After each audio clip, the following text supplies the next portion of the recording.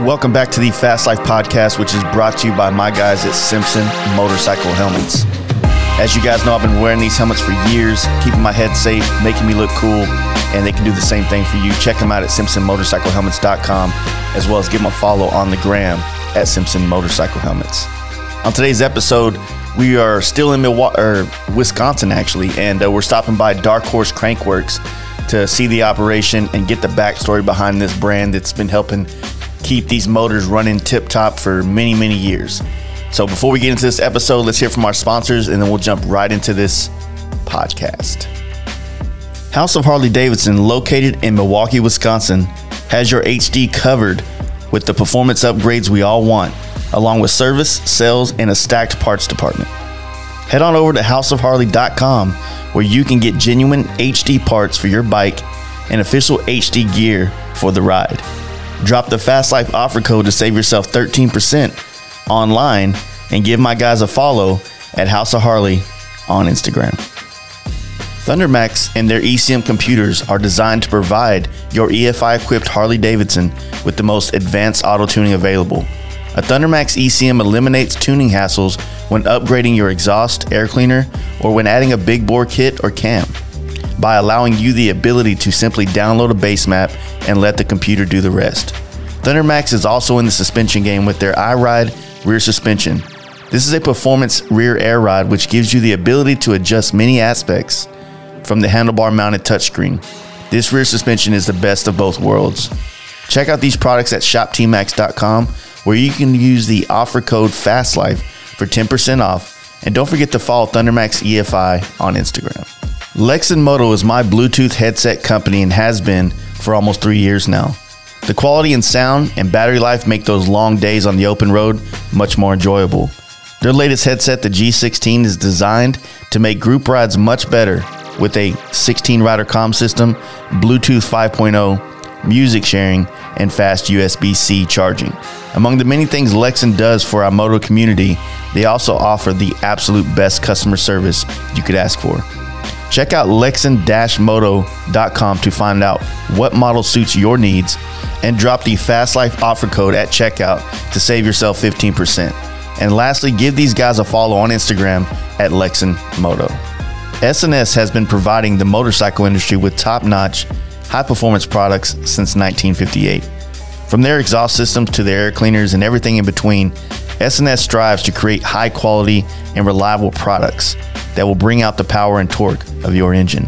From the drag strip to the flat track, and now even the king of baggers, the S&S products are always on the podium.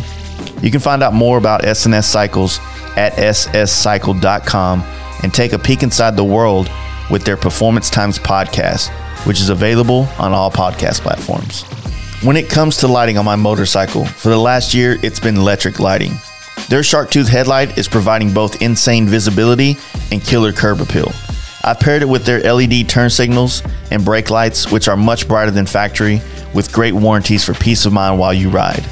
NAM's Custom Cycle Products since 1999 has been offering American-made wiring products for all things V-twin, and Badlands for over 30 years has been offering the most reliable and dependable lighting modules in the USA, all backed by lifetime warranties.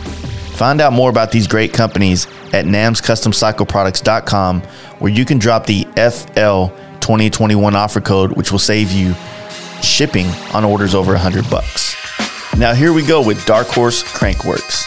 Let's go. Hey guys, you ready to let the dogs out? Fast Life Podcast. And a beer in my hand, that'd be most comfortable, but I have to do a... You can't drink this morning. I can't drink because I have to do a radio for a basketball game tonight. So is that what you're announcing. doing? Announcing? Oh, okay. That makes sense. So I shouldn't be drinking this early. But you can. There's beer in the fridge if you need it. Britta, you need anything? Huh? Fine. Yeah, we're good. Vodka. I'm trying to stop drinking right now. Or stop drinking. So you came to Wisconsin? Well, I'm stopped until 6 p.m. So you set a time limit. Yeah. Starting at 6, yeah. So yeah, when we got in last night, we're rolling now, by the way. You're what? We're rolling. Oh, okay. Yeah. You're gonna edit this anyways, right? In case I screw up. No. It's all up. You got to live with it. Right on. No, we just try to edit the volume and make sure it sounds good. That way, when you listen to it, it doesn't become annoying to listen to. But as far as edit, unless you just say something that's retarded, then yeah, I might have to put that out just to help you out. Right. Thank you. No. Well, no, thank you. Man, thank you for letting us come here, man. I'm glad you met us here in the middle of the day on a work week. Like I actually came to work today. That's good. They gave you the key back? Yeah. But no, I've like I said, in talking today since we've been here, I've heard about Darkhorse. I didn't know about the other side of the company, though, the other half. The Holden Brothers side. Yeah. Yeah. And just knowing about what, working with or knowing Jimmy and many other mechanics across America that's always talked about doing, getting cranks done, dealing with the runouts, things like that. So, yeah, I'm fucking happy to be here, man. Thank you. Yeah, well, thank you. It's quite an honor. It's really pretty up here. It is. If the leaves are on the trees, it'd be in much better shape. But yeah, I was telling Britta that it would look a lot nicer about a month and a half ago. I rode through because I came to House of Harley in October, I believe. No. October?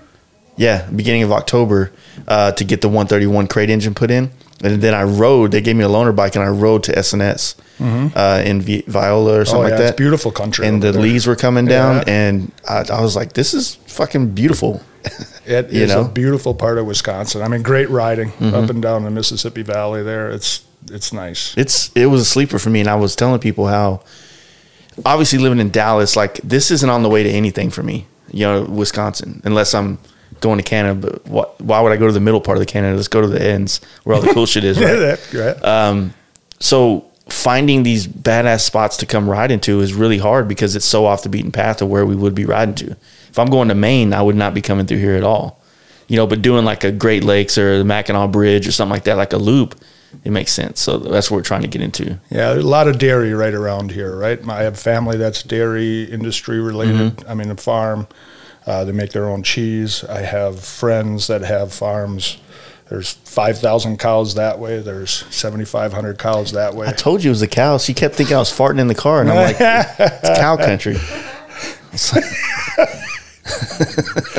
It's good. It's actually right here, right in this little area. There is kind of a land grab for farm fields because there's so many cattle in this area. That's cool.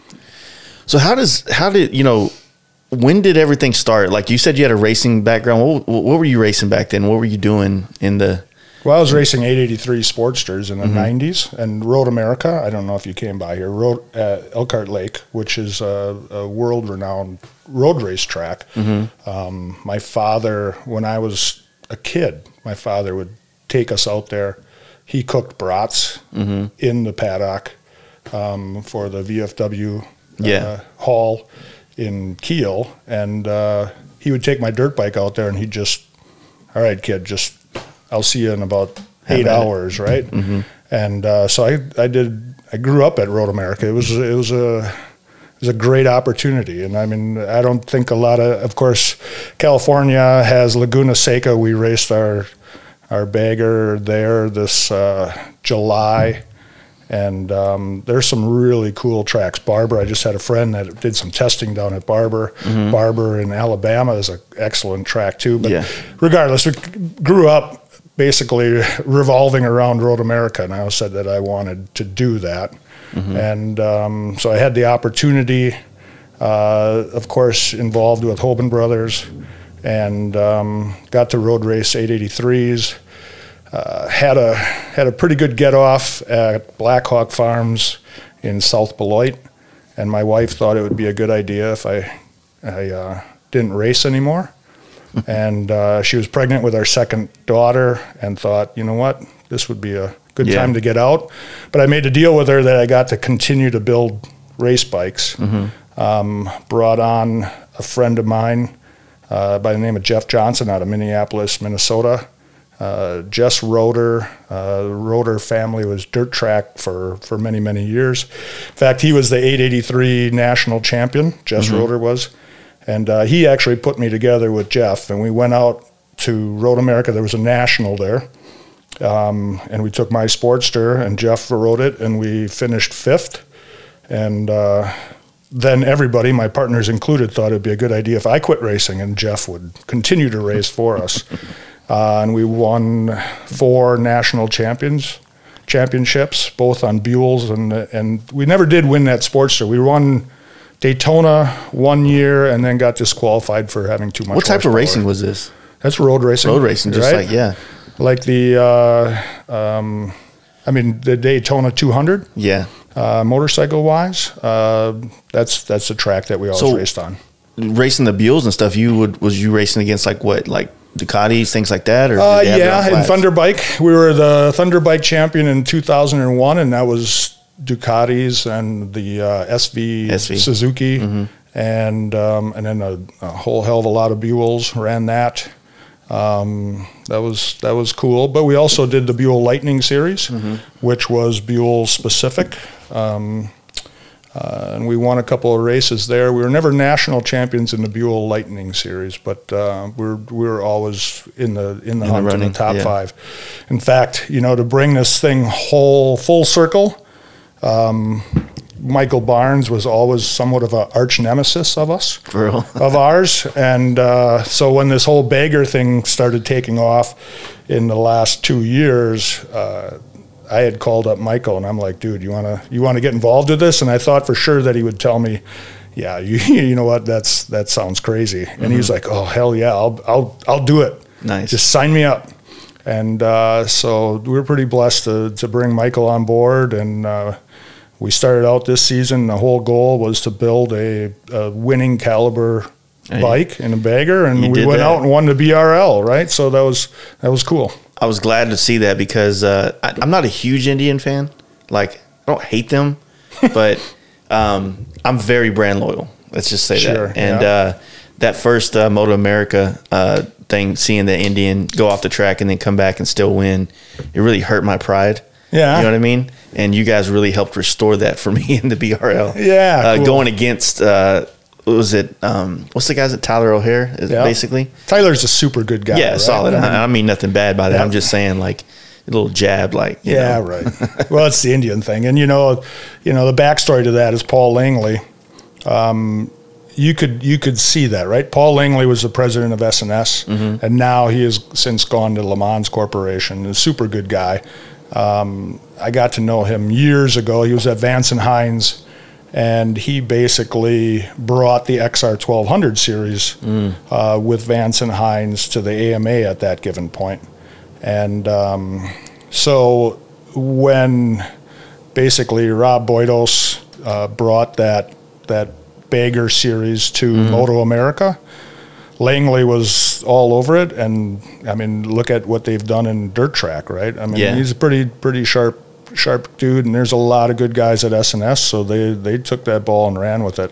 Yeah, they definitely did. They kind of caught everybody with their pants down at that first race, and then inevitably, just like any racing series, in the XR 1200s, in fact, I was just looking at it the other day, when we raced XR 1200s, in those first couple of years versus towards the end of that series, the lap times had increased considerably because you continue to develop a race bike, and there's some historic knowledge that goes along with that, right? And I think a lot of guys are getting into that now in this bagger racing thing. They go like, oh, we'll just put a bagger together and go out there and race it. And I think it starts that way, but you quickly realize all the limitations as you start doing some of the things. So. And then you fix it, and then that's the greatest thing about racing anything, right? You get into it and you're like, yeah, this is really easy, and then you realize, no, this is a threshing machine, right? I mean, you just go every race weekend and you're trying to solve all these problems, and I guess that's what I thrive on, is problem solving. It drives the industry, though. I mean, all those things that are happening on this track right now, it's already started to trickle down into into a lot of the parts development that's going on between exhaust companies. Even like mid controls are starting to be produced by more different brands, and that's something that me personally I love on the baggers and the touring bikes.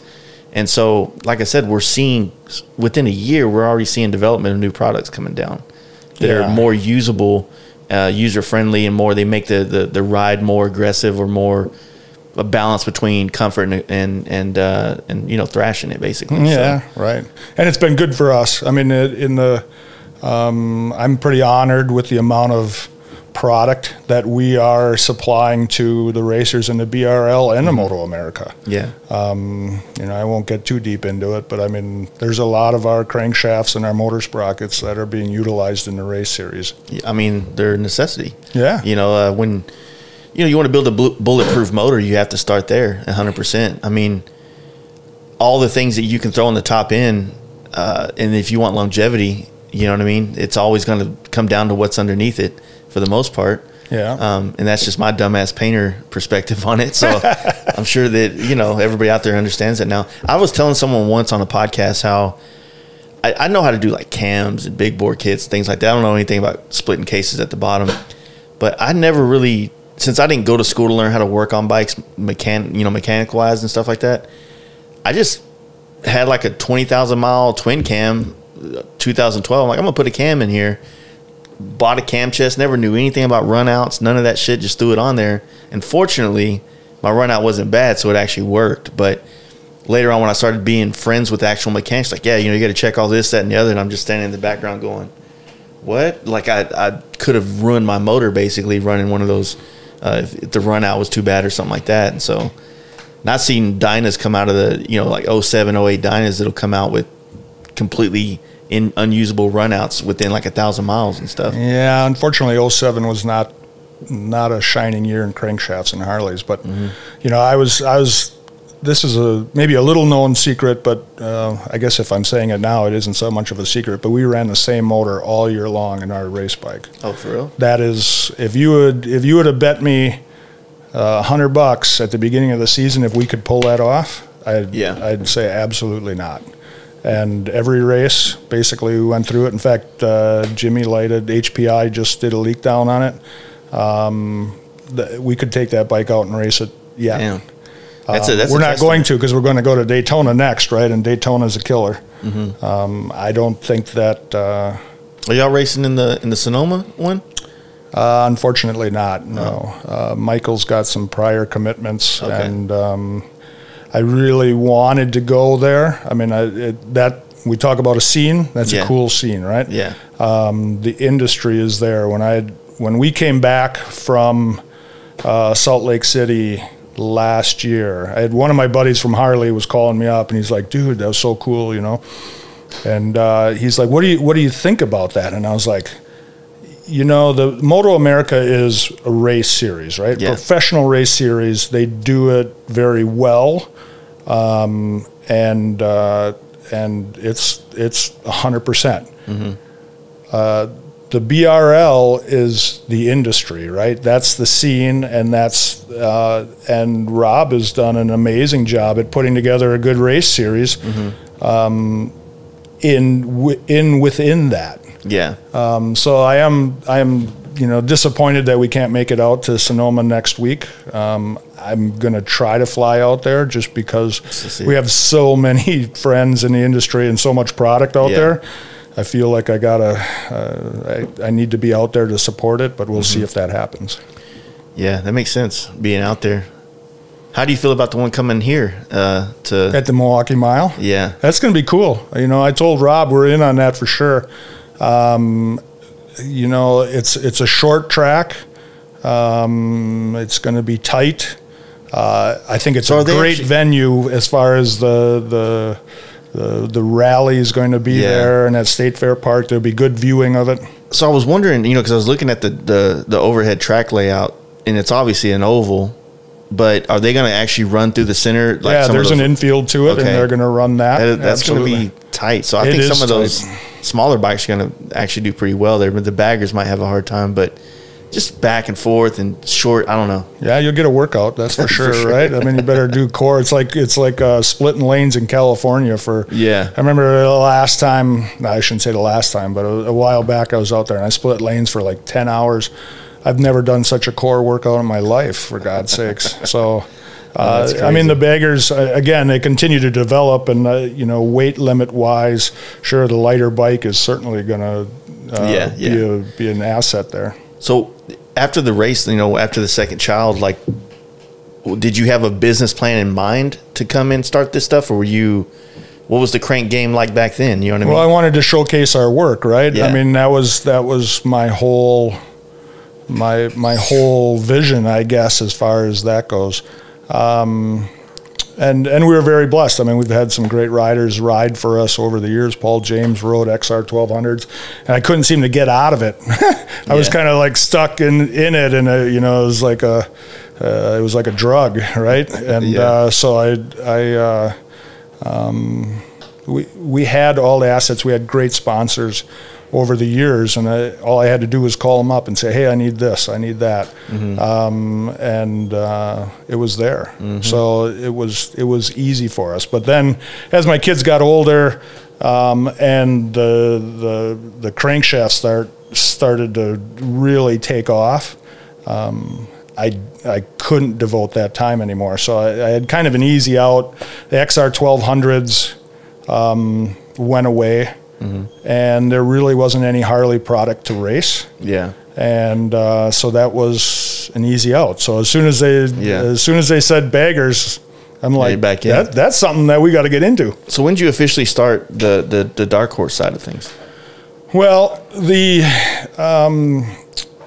really we had done crankshaft work since my partner started the business in 1980. My partner Tom Holben is a journeyman machinist and ran his own machine shop outside of our motorcycle shop, our performance shop. So that was just something that we did for local shops, dealers throughout Wisconsin, and it seemed to be okay.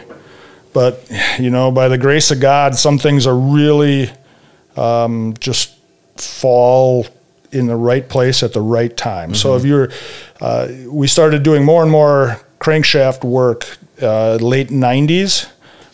We started doing some work for some nationally known engine builders, which increased that work. Yeah. I brought in a couple more machinists. Because that's really the work that we do. We're dealing in tents all day long. So you can't just, you can't bring a woodworker in here and expect them to do that. You're working, and we're doing a lot of metal work no matter what it is. So what ended up happening is we put together a national advertising campaign in the early 2000s, 01, 02. And split it off from the Holben Brothers side of things for a couple of different reasons. But regardless,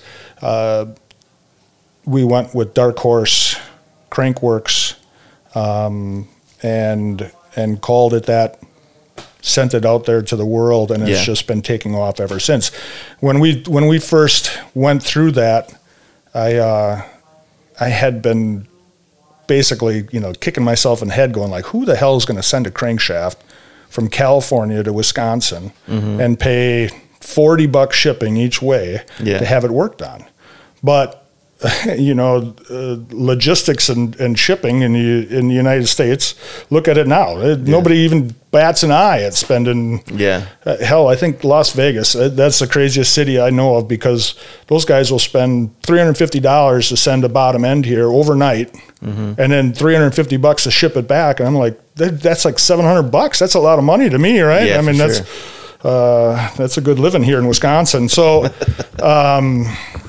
regardless, that the logistics end of things took off, and then the Harley Davidson basically dealer vision, they started, the older guys started dropping off in the shops, the guys that really knew engine building. At one given point, there was a guy in every shop that could do a crankshaft. So when they were doing the Evos, were those something that they could do in-house more? Yeah. It was more serviceable. You didn't need presses. You didn't need fixtures. You didn't need all that stuff. Because it would make sense for all this to kick off right around the twin cam era. Yeah. So correct. Yeah. And so the dealers, those guys started going away, as far as the engine builders in those shops. So that helped us, right? They need to outsource the crankshaft. They can do top ends. We don't do top ends, right? We don't play around in that field. We stay focused on cases and cranks. So that's our vision. That's our focus every day. And so you have that. And then Harley came out in '99 with the twin cam. And like we had been talking about before, because of our racing involvement, I kind of had some ins with some different engineers and factory guys at Buell when we were racing Buells, and started seeing the pressed together crankshaft stuff back in late '97, '98. And, you know, I probably no secret now, but I mean, basically, you know, we had a heads up on what was coming out, and we were working with a lot of that stuff on our Buell races bikes. And so that helped us. And if you remember in '99, that crankshaft came out, and they were like, you can't service this crankshaft, right? There's no servicing this crankshaft. Meanwhile, we were basically at the back door at Harley servicing crankshafts and at Buell, and knew what was coming. So as I showed you before, we had the machining capabilities to do a lot of the product that we needed to do to facilitate what we're working on. Yeah. Nobody was making crank pins at that time, right? And we can source rods, Carrillo rods, S&S rods. We do, you know, basically we have just about every connecting rod under the sun here, so that we can build any kind of configuration that a customer wants, right? Yeah. And every single one of those is built specifically for its configuration in the motor. But so Harley was saying you can't rebuild them. We came out and we were rebuilding them. So we were first on the block, and really haven't taken our foot off the gas since. Yeah, that's crazy. So how was the market in the early 2000s and stuff? I mean, did Harley have bike numbers back up by then? You know, because obviously the waiting list and everything of the 1990s, where you had to get on a list to get a soft tail, basically. By the 2000s, were they producing enough bikes regularly to where, you know what I'm saying? Yeah. Well, you also got to remember, we usually don't see a lot of stuff until a couple of years down the road, regardless. Yeah. And when we get into like 2003, that was the anniversary year, and they were pumping out crazy amounts of bikes at that given point, right? And by that time, we had a pretty well-oiled machine as far as our services go. Yeah. But our dealer list kept on growing and growing and growing, and it's still growing. It's amazing. So you got to understand, I'm asking this as a custom painter, right? So I don't know a lot of the things, but with those 99 to 2003 Timken bearing bottom ends, like was that something you didn't get in here very much, or because I've heard those have much more longevity? They were pretty good right out of the box. 99 to 02. 03s were double Inas, but there wasn't. Again, when you start putting power to them, like, you know, the amount of power that they can put to an M8 now, I think increased the time frame that guys needed to do something on the bottom end, and we're doing an amazing amount of M8s, which is really cool because it's a great platform. Yeah. But 99 to 02, it was a little different era, right? Guys weren't taking their baggers and putting, you know, 150 horse. I mean, these guys all day long they're getting 150 horse out of M8s, right? They didn't do that. They had a Magneti Marelli fuel injection system. You couldn't really mess with that too much, because if you got out of the box with that, you were getting into trouble. So guys weren't doing a lot of power. I think as the Delphi system came along in fuel injection, made it a lot easier for guys to start putting power to it.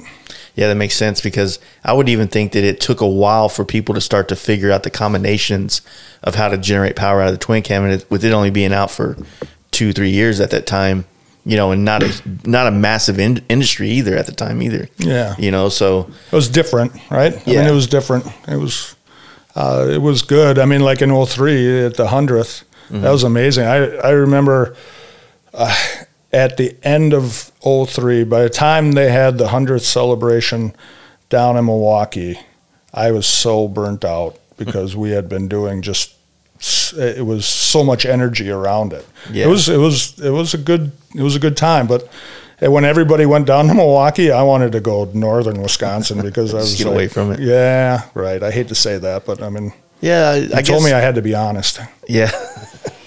Being able to celebrate 100 years of something, being a business, I understand that. You know what I mean? Or just a brand with such a loyal following, if you will, so much culture wrapped around it.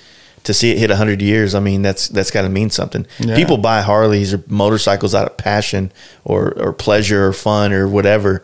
You know, Ford hits 100, we're like, all right, well, you know, not the same. Not everybody goes and buys a Ford because they've just always dreamed of having a Ford Escort. You know what I'm saying? You don't see that many Ford tattoos either, right? Exactly.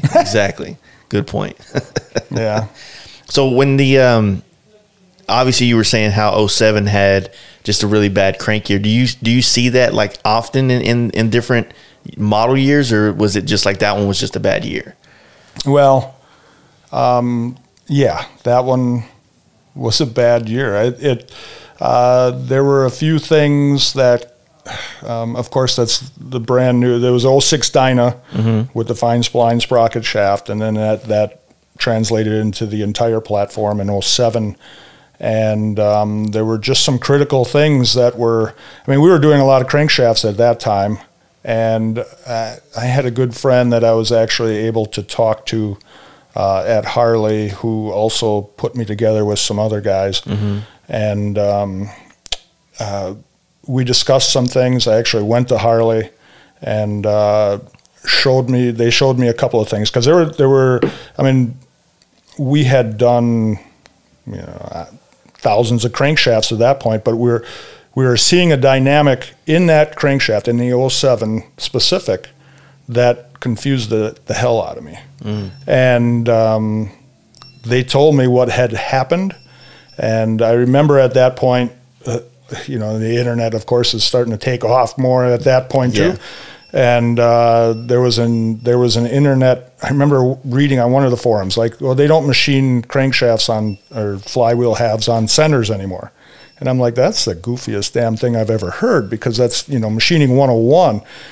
And we had just come to find out, and I think I can basically speak about this in public now, but through one of the processes, they potentially altered the center on one of the crankshafts, which then, that was, you know, the light bulb went on about what was going on and what we had to do. And so we developed a system to resolve that, and that we could go back and now work with all these crankshafts. Okay. But I think, you know, in the short term, there were some issues with crankshafts, I mean, right out of the box. Yeah. And that's unfortunate. But yeah, that same problem didn't happen with the M8. I mean, the M8 came out and I think hit it out of the park right off the box. They just had the oil pump issues up front, but that's understandable. What was the, you know, when people talk about doing like a Timken bearing swap on things, like what does that entail? Like what is the point of that, if that makes sense? Well, the Timken bearing setup provides structure to the bottom end. So when you do a double INA, it's a full floating crankshaft, right? Yeah. And the Timken, you can set the amount of end play that crankshaft can move laterally. Okay. And we were the first ones to develop in M8 stuff. In twin cam stuff, really it was Zippers, Danny Fitzmaurice and his guys at Zippers that started that. Jim's and Screaming Eagle came out with the steel insert that they utilized. I don't know that anybody has really come out. We do all our work in-house. We do it fundamentally different. It's very close to what Zippers, our twin cam stuff is very close to what Zippers did. And I'm good friends with Danny Fitzmaurice, so I think he's a super good guy. Our two pieces look very, very similar. Yeah. And I'm not afraid to say we didn't copy anything. We didn't see theirs. Yeah. But it's the nature of the product. It would have well, to lend itself to be that you have way. to do it right? You can't. There's certain things like steel inserts as far as Timken inserts. You probably weren't around at that given point, but Evolution stuff had a problem with steel inserts coming loose in cases. And just the thermal dynamics of the... That's what I was going to think. Would that cause an issue? Steel and aluminum expand and contract at different rates. Yeah. So we've never done our Timken bearing conversions and upgrades with a steel insert. Well, it's crazy that Harley would do that. Does it seem like a shitty Band-Aid on a larger wound, or to do something like that, or would it be just as far as the double INAs? Or I mean, the reason they got away from it, it takes a lot less time to assemble a bottom end. Oh yeah, that's true. When you're doing Timken bearings, we set them up within 3 to 4 tenths of a thou. I mean, plus or minus one way or another. Now that's not that we set the end play at 3 or 4 tenths, right? Yeah. Our listeners might go like, well, what the hell they're setting them? We set them up at basically 2.2 to 2.5, right? But that's a pretty small variance as far as how you're setting them up. If they did that at the factory, their amount of motor production would go down by significantly. Yeah. Significantly, yes.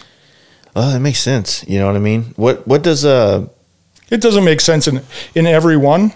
Yeah. The production motors that come out, I mean, they do fine. Yeah, they're probably not like trying to design a motor that you can go throw 20 pounds of boost on top of. You know what I'm saying? Yeah, or take it out and road race it. For God's sakes, sure. I mean, the amount of carnage and damage that can occur in road racing is phenomenal. Drag racing is one thing. I've been like I said, I grew up at Road America when my dad was frying brats. That was where my passion was. That was where I was like, I want to do that. That's cool shit. So that has proved out our work over the years, right? For sure. So what, with all the Bagger Racing League stuff coming in, like how did that go down where the opportunity or whatever to build this bike or be a part of this team that did the bike, it's the DTF bike, right? Correct. So yeah, always, because there's obviously you guys, and then Horsepower Inc.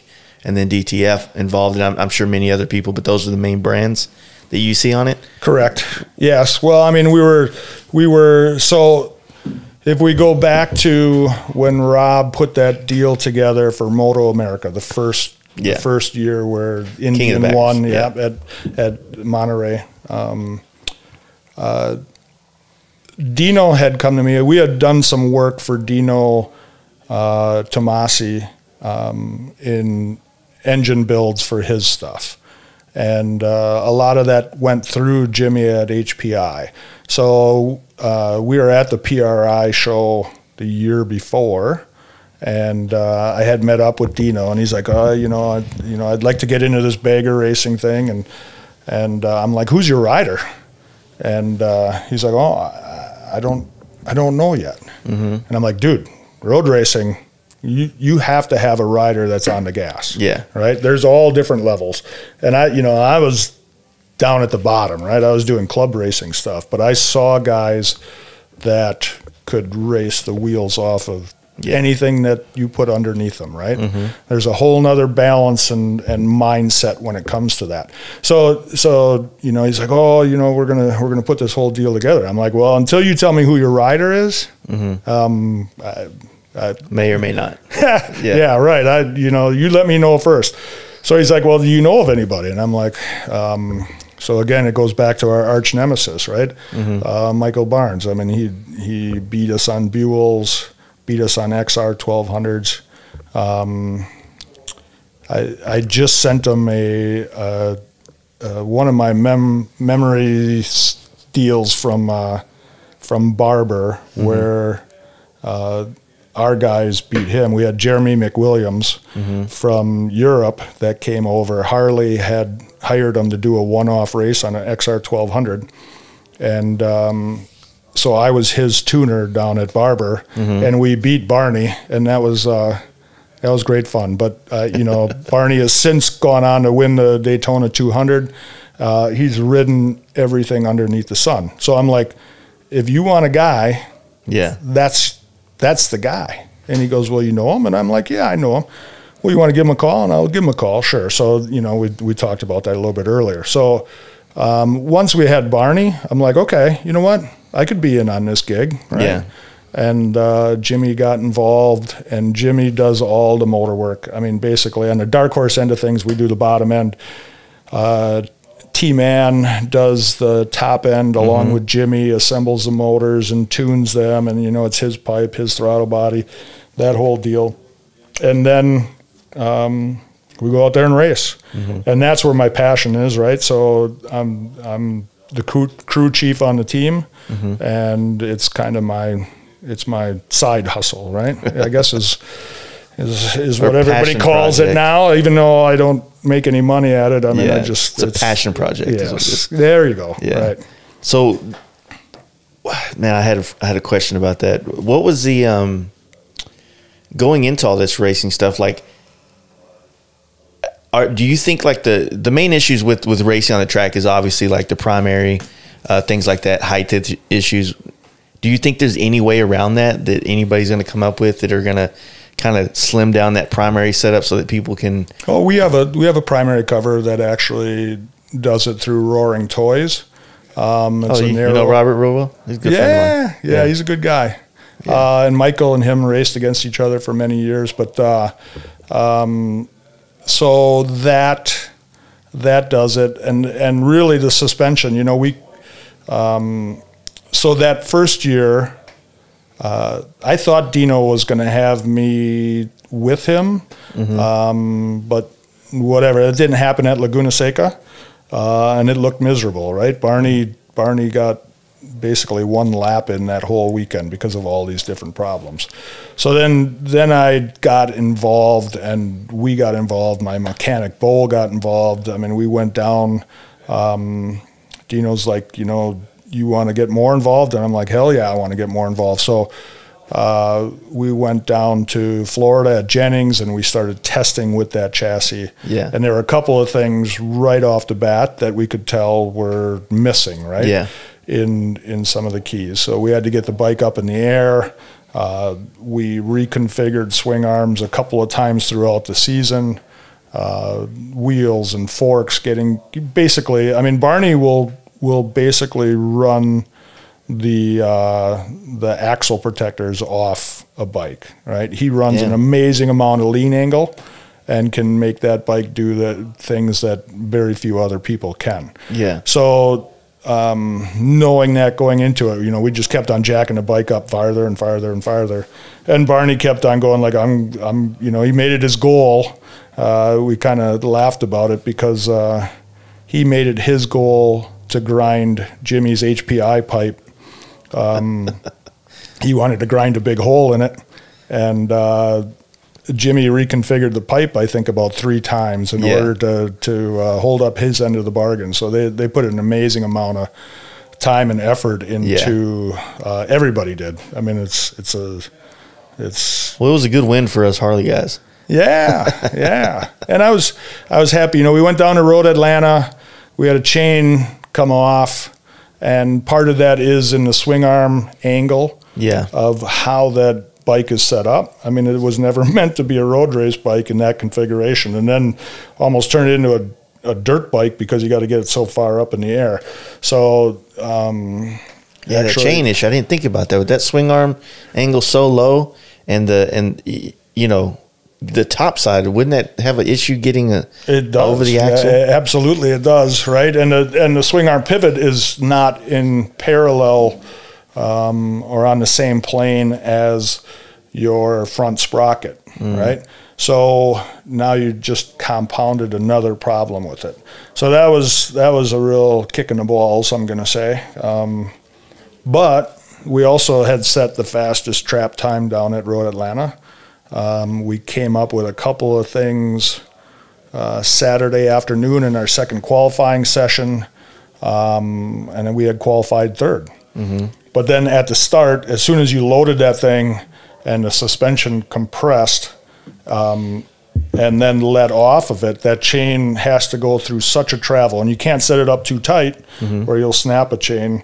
So you really have a small window to have it adjusted correctly. When we came back at Road America, we actually had a chain guide to make sure that it wouldn't come off. We did a couple of things that resolved that issue and really didn't have that problem anymore. But then we had a primary issue, and we had some clutch issues, and that took us out of the race. I mean, basically, we were in second at Road America, which is, of course, our home track, right? And so that was another kick in the balls. But then we went out to the BRL and won that, and then took third in the last race out at Laguna Seca. So we really resolved a bunch of issues, and there's still a whole bunch more development that has to go along with it. We aren't anywhere. If I were to guess, it would be like 25% developed at this point. Yeah, I would think that the more these track runs that you guys do, the more weak links you're going to find, and it's going to, like I said, reshape this whole industry of performance products. You know what I'm saying? So yeah. Well, and it's cool that, I mean, there's so much energy around it, right? I mean, there's so much, and that was the one thing I've always thought about road racing. Drag racing doesn't translate to what the street guys are doing, right? Dirt track, for the most part, really doesn't do that. The only thing that can prove that, you know what, you're, whatever you're specializing in, the only way that you can really prove that is going out to a road race track. And there seems to be a lot of opportunities, though. If you think about, like, the way I look at it, how it translates to the average everyday rider, is it, you know, it's like one of my friends, Paul from Lindahl Brakes, he's always like, what was it, Twist of the Wrist book about tuning the rider and becoming a better rider? Keith Code, so it's, you know, there's always that aspect to where, you know, maybe you can afford the Harley, but you can't afford the 40 grand of extra parts. Well, you can afford to go out there and learn to be a better, more efficient rider. So it lends itself the opportunity, in my opinion, to make it to where you can kind of participate in this more or less sport without having to have the drag racer wallet into, you know what I mean? You're probably not going to compete on a level at a track against like these bikes like what you've built, but you can still be involved. You can still go out there and enjoy it. And if you live in certain parts of the country, you really can enjoy it with nice roads and stuff like that. Yeah, right. And that's what Rob Boydos and the BRL have brought. I mean, they got a class that's suited for just about everybody out there, right? Yeah. Hell, Jim from My Garage is going to be out there riding a bike, and now Jim is, I'm sure he's lost a pound or two, but I think he still goes, oh man, I shouldn't even say it because he's probably going to kill me. We'll say he's plus 200 plus, somewhere around there. Oh, them rookie numbers. Yeah, I know. Well, it's well over 200, I'm sure, but he's going to be riding a bike out there. And he's doing it for publicity, right? I mean, he's there to showcase what his shop can do. But that guy can do it. Anybody can do it. Well, I mean, with this style of bike becoming a national takeover, if you will, like it's the emerging trend. Unfortunately, I know people hate the word trend, but it's the style of bike that's popular right now. You know what I mean? The performance, anything, whatever, and I think that guys, like people that have shops that work on bikes, it's important that they get involved, because as this becomes a more popularized thing amongst the everyday riders, having a shop like his in Ventura, California, to go in and it's where it's at, right? My Garage. Yep. They now have a hub to go be a part to go plug into this inner part of the industry and have a guy that's on the inside that he can help them tune the bike the right way to be able to do the same kind of shit. So it makes sense for a lot of these brands to get involved, these local mom and pop shops, if you will. Yeah, and it is great. I mean, I've said it for a while. It's a great time to have an aftermarket shop. I think, and I mean, whether they're Harley dealers out there racing or an aftermarket shop guy, there's a lot of opportunity for guys to go out there and do it. And it is, I'll say, on the opposite side of that. I've never been in a road race scenario where so many guys came up and said, you should really be doing that this way, or you should really do this, or you should really do that. So everybody's sharing knowledge. Right? Everybody's very passionate about it, and they want to, they want to be a part of it, which is a great thing. You look at that, and then you look at the stunter end of things of where this market is at. I mean, Sea Bear. I just saw a video of Sea Bears, and I'm like, I don't even know how the hell he does some of that stuff. Yeah, they definitely they defy the laws of physics sometimes. It's it's funny because one of my good friends we've become good friends is Sit Down Steve. I don't know if you heard of him. He's pretty wild. We were down in Florida, and we long story short, he backed in a Dyna, did the rear wheel into the bar, and did a little quick burnout, a real quick one. The bar lost their shit. Right? I think I saw that. Yeah. Right? I recorded this video. I put it out there, and it quickly went everywhere. Right, just like that dude that rode the fucking Can-Am or something into a pool or something. It was just quick. It was a new thing, the new shit show on the internet. Yeah, right. And it's so crazy how many people were offended by that. Like, there's like this older demographic of Harley guys who look at the stunt thing as like that's ruining our image as a Harley thing, but at the same time, like, that 50-year-old guy, what was he doing in the 90s that they didn't have camera phones capturing? You know what I mean? Yeah, it's a whole different world. In the 80s, in the 70s, in the 2000s, 10 years ago, 5 years ago, like, people have always been doing wild shit on bikes. That's what bikers are. Yeah, right. Nobody got hurt. Well, and a lot of it happened at bar time, at least around here. I mean, all that shenanigans went down at bar time. I mean, these guys are out there doing it, I mean, stone cold sober, at least. Yeah. At least that I'm aware of. Most right? of it, yeah. I'm not going to throw anybody under the bus. But yeah, so it's one of those deals, man. I feel like too many people get wrapped up in the idea of things and think, I mean, there are definitely some things that bikers do. We're like, oh man, I wish he would have done that. But, I guess it's just, opinions at that point. So, but yeah, the Sea Bears, all these guys out there, and the way they're turning the Harley stunt thing into a mesmerizing show of just, wow, you could do that on this bike. And they're so massive, especially on the back. They're so massive when they're up on one wheel. Yeah, and I say Sea Bear, I mean, he's just the one, because I think I saw him post something, or maybe Jimmy posted from HPI, something about he just clocked 2,000 hours on the rev limiter. Right? Yeah. I mean, I see that stuff. I think he had posted about that, like that how that motor's been right. There's no good reason for that. I don't know how the hell that happens, because man, that's just punishing.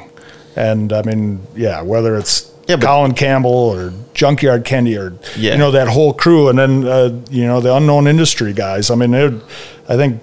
That's really what kind of kicked it off. Am I right? I mean, I don't know. I was doing work for them guys. I don't even know who the hell they were, right? Yeah, they definitely were like the ones that really popularized it and put a good image out, because the bikes were really nice that they were riding wheelies on. They just had the right image, you know what I mean? But since then, the stunt scene has gone. It's the level of things that people are doing now.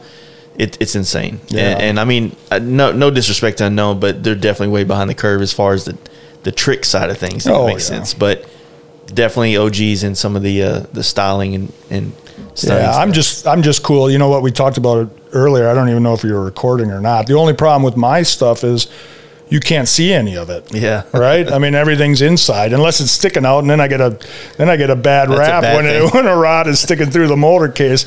Yeah. Well, yeah, it was a Darkhorse crank, right? But luckily that doesn't happen too often. But I mean, that is where my guys just eat that shit up. For me, I'm not on the gram very much. Facebook is probably about it, keeping up with family, and they'll bring all that stuff into my office, and I'll go, "Did you see what so and so did?" And I'm like, I don't know, and they're like, "Look at this," and I'm like, "That is flipping crazy what they're doing." So it's making the events, man. Like I feel like maybe you can attest to this, but like how Sturgis. There's always going to be a passing of the torch of just the industry style, what's cool, what's happening, what's going on. You know what I mean? And I feel like it got overrun with the chopper era. You know what I mean? Not in a bad way. Just that was the thing. Yeah, so every show was this, and then the big wheels thing, and now the big wheels things are still there, but there's like a slowly passing of the torch to all this wild shit that the stunt riders are doing, the performance bikes. Unfortunately, they need to build a track out there because that would be the shit. Have like a real fucking road race track out there. Oh, you're talking about out at Sturgis. Yeah. That'll really open the doors up out there. But, well, and that's why I'm happy to hear that BRL deal is going to the Milwaukee Mile. You know, I think that'll do it.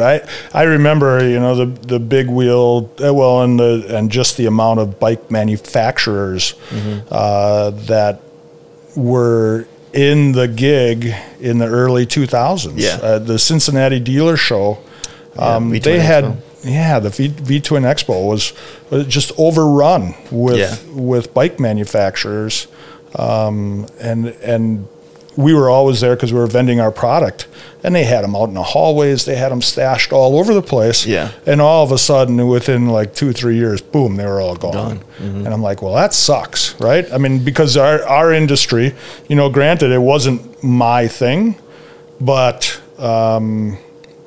it had so much energy around the industry at that given point. Yeah. And we lost a lot. And so it's cool that it's coming back, and I guess the internet brought it there to a certain degree. I mean, where we talked about going, just riding, and being able to document all the cool shit you can see out there on the road. Yeah. My partner Tom Hoban is a huge, actually both Pat and Tom are huge enthusiasts. Yeah. Right? You look at their bikes; they don't have no custom bikes. They're pretty much all stock. In fact,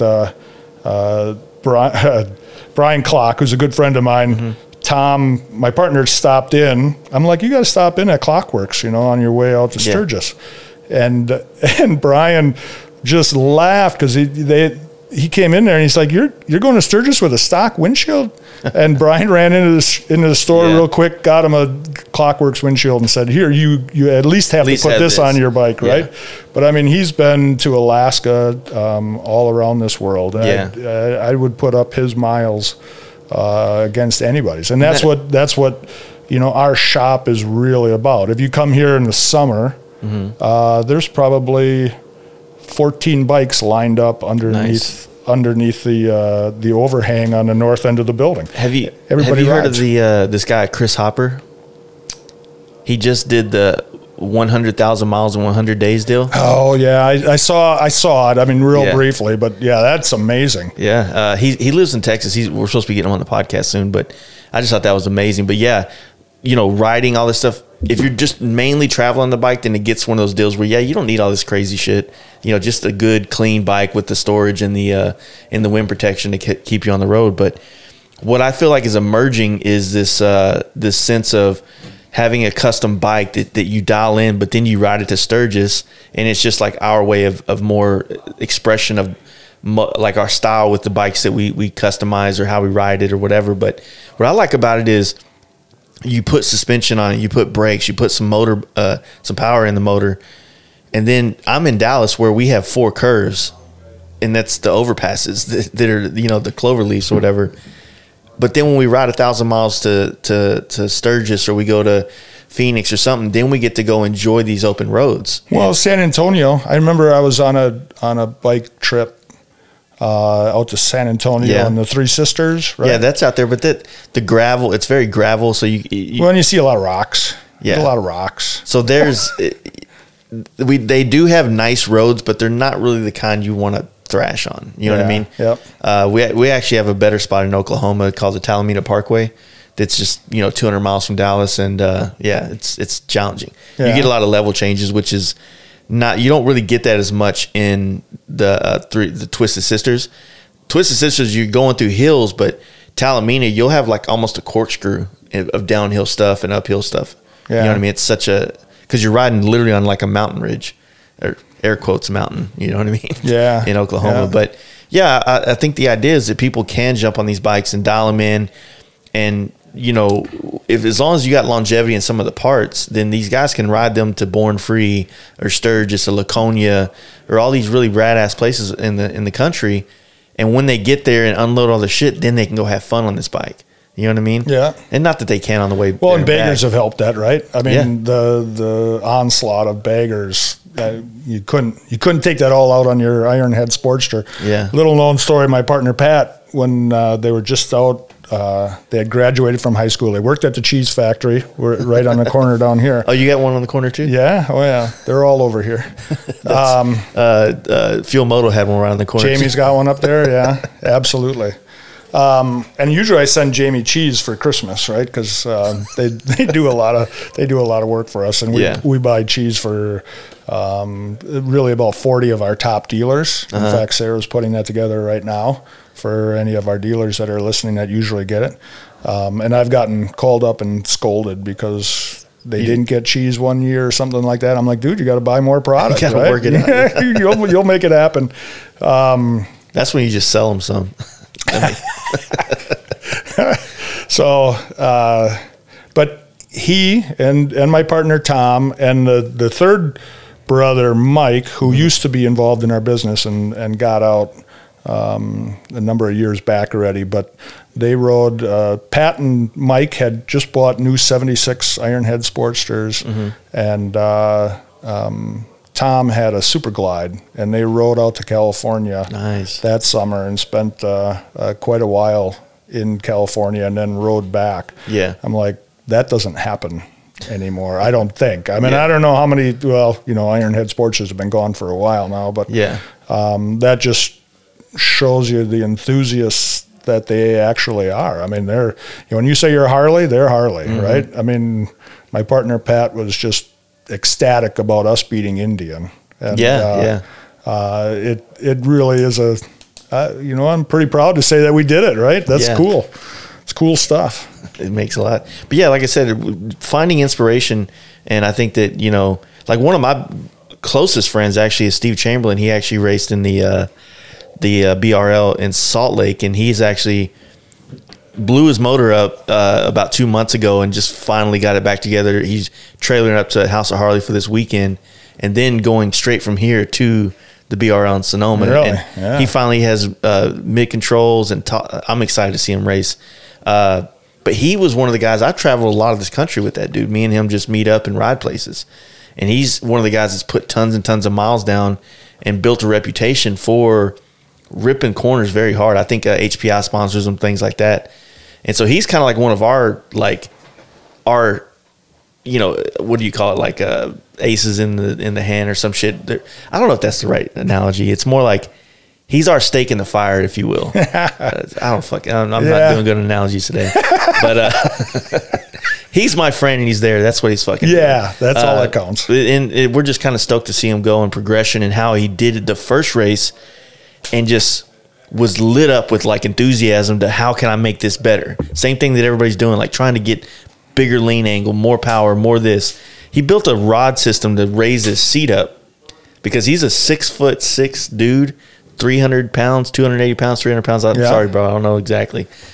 But, mid controls for him on a stock seat, it's like his knees are higher than the tank. So he had to raise the seat up higher to get it going so he could do this. And I don't know, I'm stoked for him. But that's what I think that's cool as shit that people are making shit happen. So yeah. And we did the exact opposite, right? I took a a saw to Barney's seat because we had the bike jacked up so high that he couldn't stand.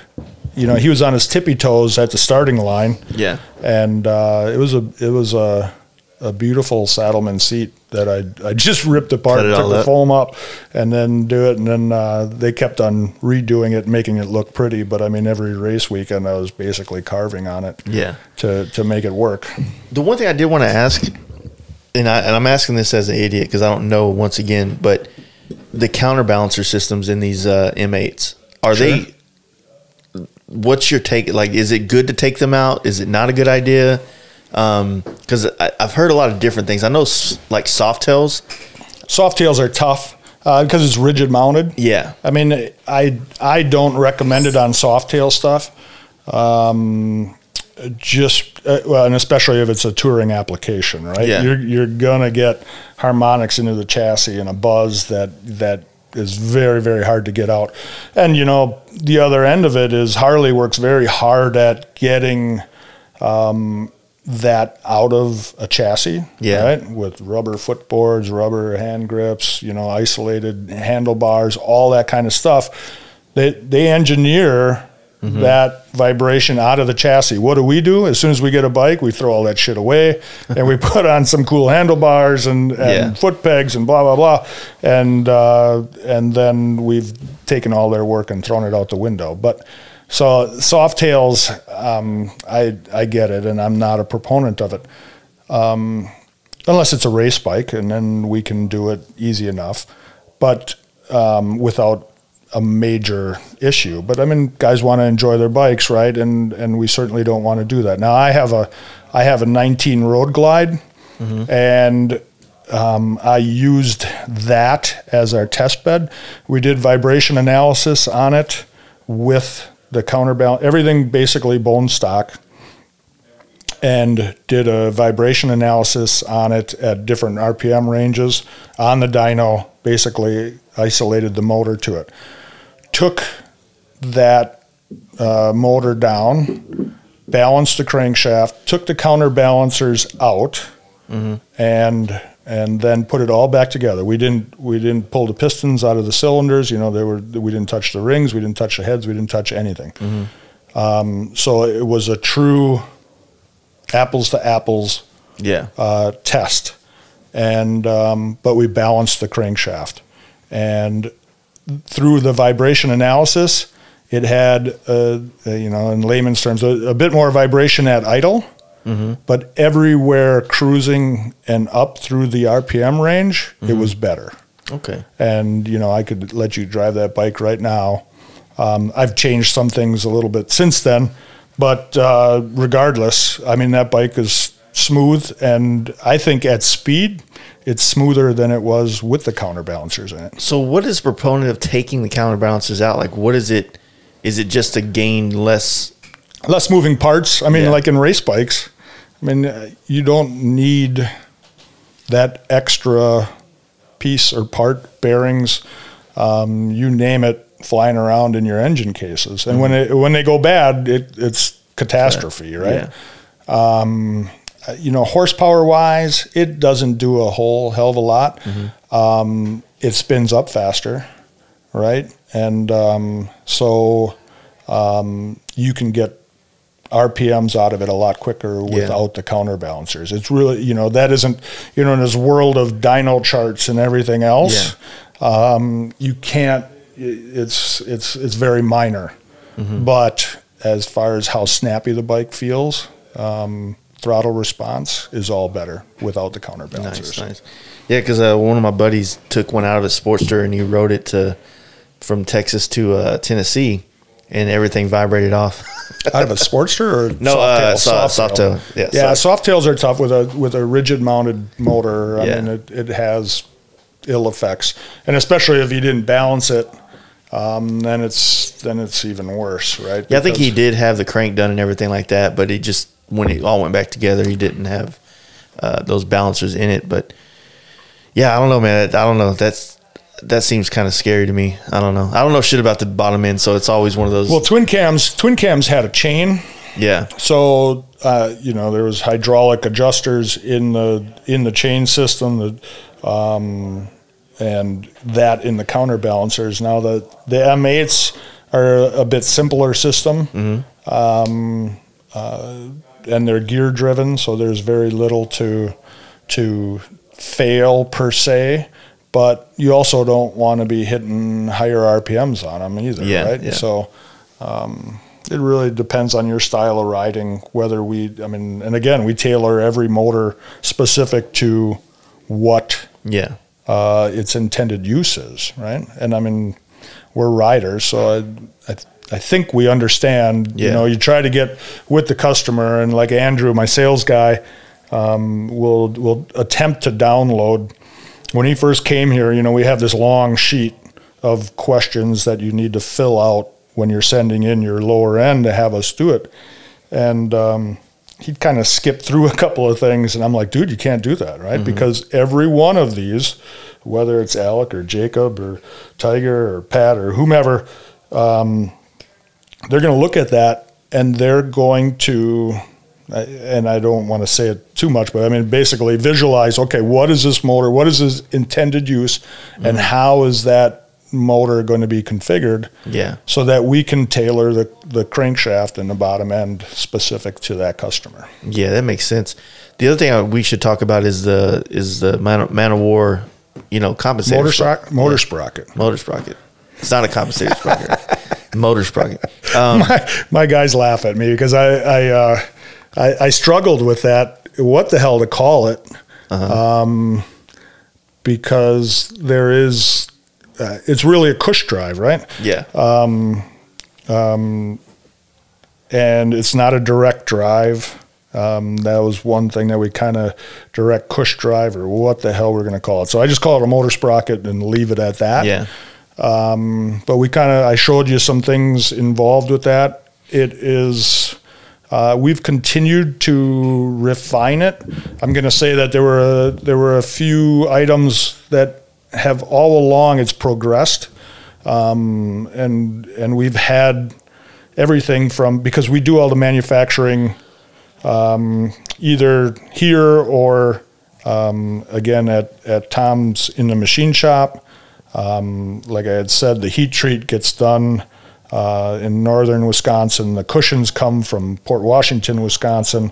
Everything is done basically in Wisconsin. I mean, that's a true made in the USA piece. But as you ramp up production, you know, you look at different tolerances that you can retain. You're trying to improve speed, because as fast as we're making them, we're selling them. Yeah. Right. Yeah. So it's a great problem to have, but you always have your struggles as far as ramping a product like that up. I think it's at a great place right now.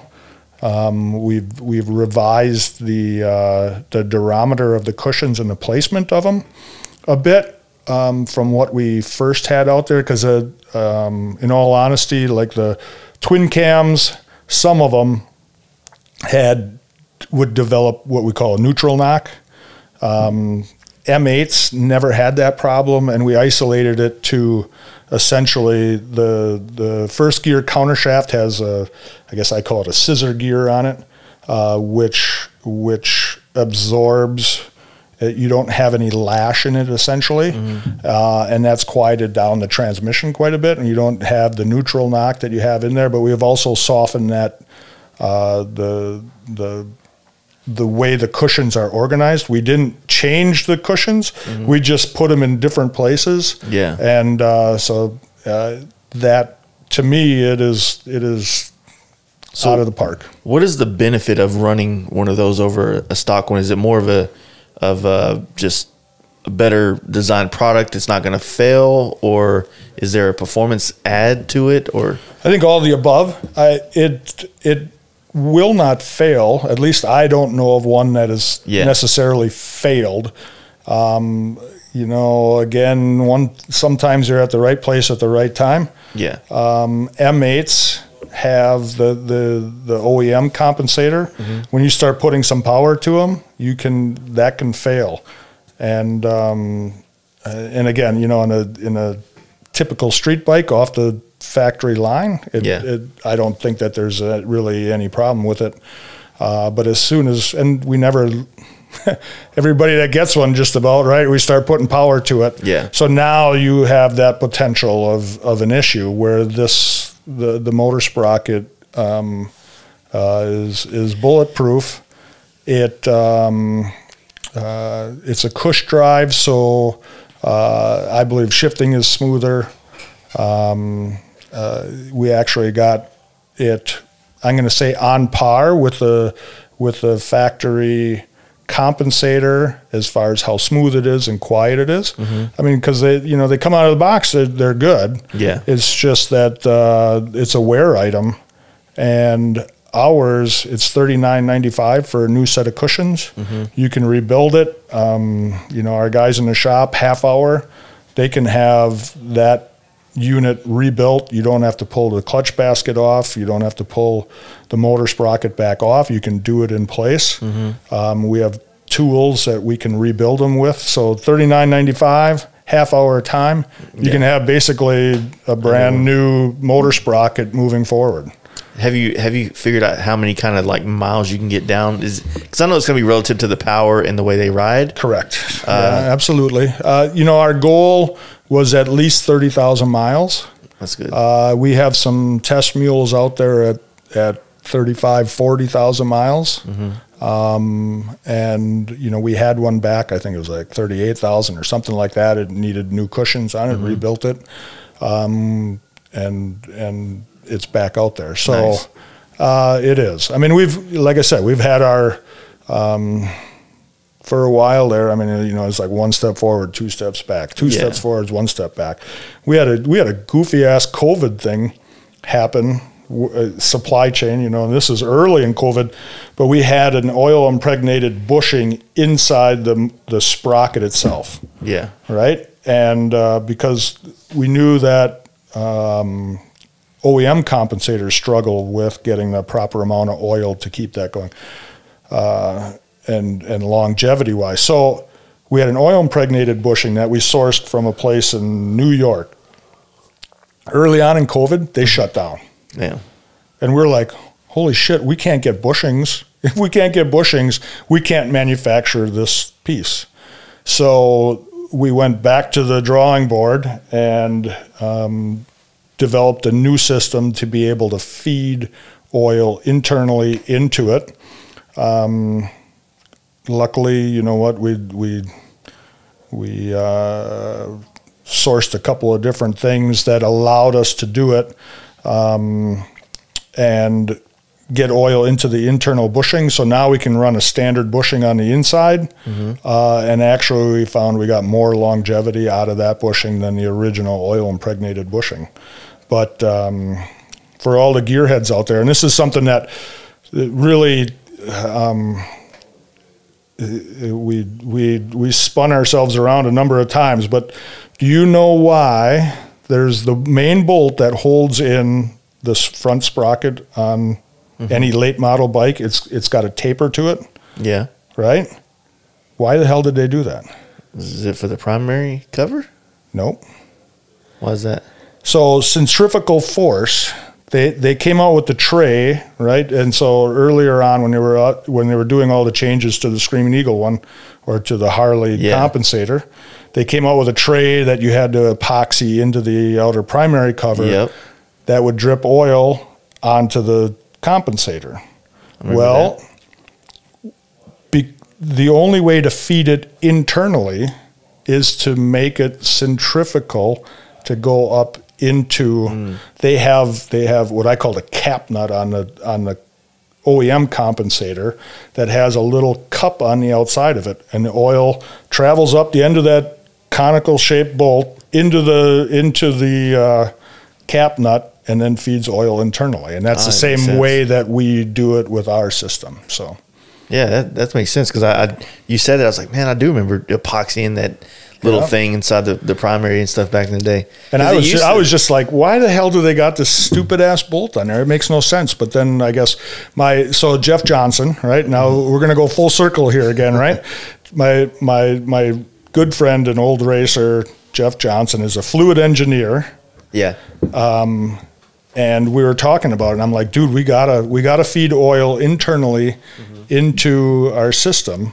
And he's like, well, you know, we'll test it out.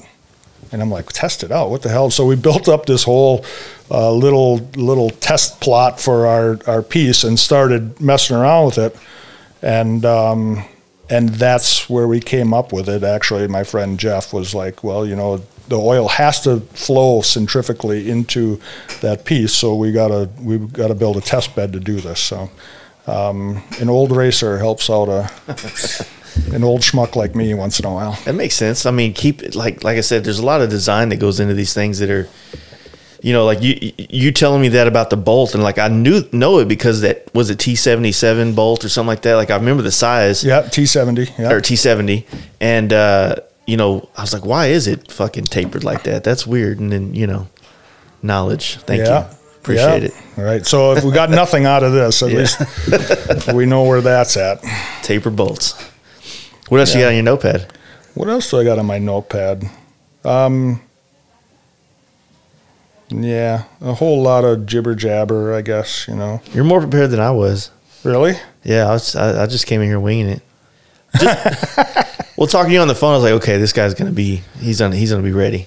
He's good. Yeah. Well, I just want to make sure that I don't forget anybody, right? As far as the guys that, you know, because it is a cool thing about this industry. You know what? You know, like you came into Osmond here, right? Population 22, right? We're just a little bunch of schmucks from Osmond, Wisconsin. Yeah. And you all related?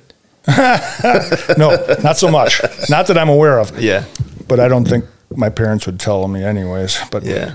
You know, we work with so many cool people. Yeah. That, you know, you talk about the industry getting bigger. It's still a small industry, right? Yeah, I mean, this is a small industry, and some of the guys that have helped us out over the years, it's amazing. And now, you know, that we were just on the Drag Specialties ride, which was down in Alabama, and hanging out with all the guys in the industry. And we cheat a little bit because it's really, that ride is for drag specialties dealers that you know, you got to spend X amount of money with them.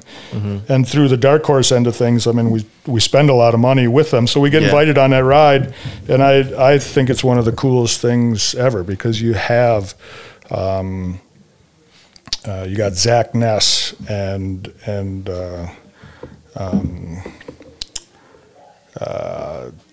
Luke Leatherman,